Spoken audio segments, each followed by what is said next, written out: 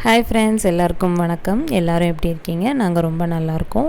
இன்றைக்கி நம்ம சேனலை புதுசாக பார்க்குறீங்க அப்படின்னா கண்டிப்பாக சப்ஸ்கிரைப் பண்ணுங்கள். பக்கத்தில் இருக்க பெல் பட்டனை கண்டிப்பாக மறக்காமல் கிளிக் பண்ணுங்கள். அப்போ தான் நம்ம போடுற வீடியோஸ் எல்லாமே உங்களுக்கு நோட்டிஃபிகேஷனாக வரும். நீங்களும் வீட்டில் ட்ரை பண்ணலாம். நம்ம இன்றைக்கி வீடியோவில் ஒரு சூப்பரான ரெசிபி தான் பார்க்க போகிறோம். பருப்பு பொடி ஆந்திராவில் ரொம்ப ஃபேமஸான பொடி. இதை கந்தி பொடின்னு சொல்லுவாங்க, பப்புளு பொடின்னு சொல்லுவாங்க, பப்பு பொடின்னு சொல்லுவாங்க. வாங்க இப்போ வீடியோக்குள்ளே போய் பார்க்கலாம். இப்போ நான் பருப்பு பொடி பண்ணுறதுக்கு ஒரு பேன் எடுத்திருக்கேன். அதை நல்லா ஹீட் பண்ணியிருக்கேன். துவரம்பருப்பு ஒரு அரை கப் அளவுக்கு எடுத்துக்கிறேன். இது நல்லா ஃப்ரை ஆகணும். கோல்டன் ப்ரௌன் வர வரைக்கும் ஃப்ரை பண்ணிக்கோங்க. கருக்குறாதீங்க, இல்லைன்னா பொடி ஒரு மாதிரி ஸ்மெல் வர ஆரம்பிச்சிடும். இந்த மாதிரி கோல்டன் ப்ரௌன் வர வரைக்கும் நம்ம வறுத்து எடுத்துக்கலாம். இப்போ ஒரு பிளேட்டில் ட்ரான்ஸ்ஃபர் பண்ணி வச்சிடலாம். இது கொஞ்சம் கூல்டவுன் ஆகட்டும். அதே பேன் வச்சு இப்போ கடலைப்பருப்பு ஒரு 1/4 கப் அளவுக்கு எடுத்திருக்கேன்.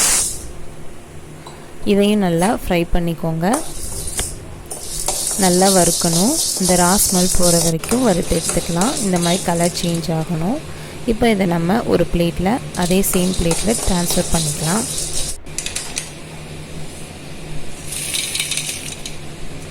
இப்போ அதே பேன் வச்சு பாசிப்பருப்பு 1/4 கப் அளவுக்கு எடுத்திருக்கேன். இதையும் நல்லா வறுத்து எடுத்துக்கோங்க. கலர் சேஞ்ச் ஆகணும். ஸ்மெல் நல்லா வரணும். இதோடு நான் இப்போ காஞ்ச கருவேப்பிலை ஒரு அரை கப் அளவுக்கு சேர்த்துக்கிறேன். ஒரு 6 to 8 காஞ்ச மிளகா காரத்துக்கு ஏற்ற மாதிரி சேர்த்துக்கிறேன்.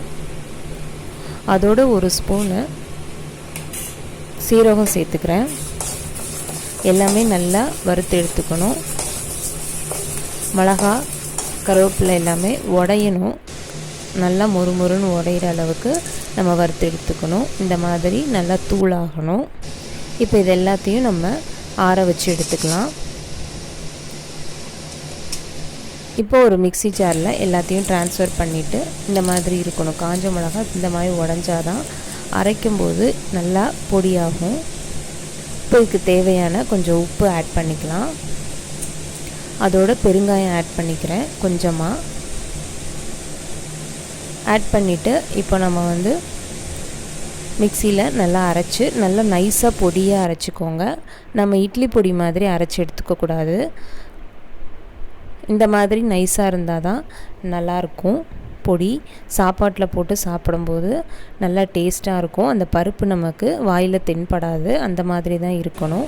இப்போ நான் சாப்பாட்டில் சுட சுட சாப்பாடு எடுத்து நெய் ஊற்றி நான் அந்த பருப்பு பொடி போட்டு கிளறி வச்சுருக்கேன். சூப்பராக இருக்கும். கண்டிப்பாக குழந்தைங்களுக்கு இது ரொம்ப பிடிக்கும். செஞ்சு கொடுங்க. பெரியவங்களுக்கு நல்லெண்ணெய் ஊற்றி கொடுங்க. இந்த வீடியோ இதோட முடிச்சுக்கலாம். கமெண்ட் பண்ணுங்கள், லைக் பண்ணுங்கள், சப்ஸ்கிரைப் பண்ணுங்கள். பாய்.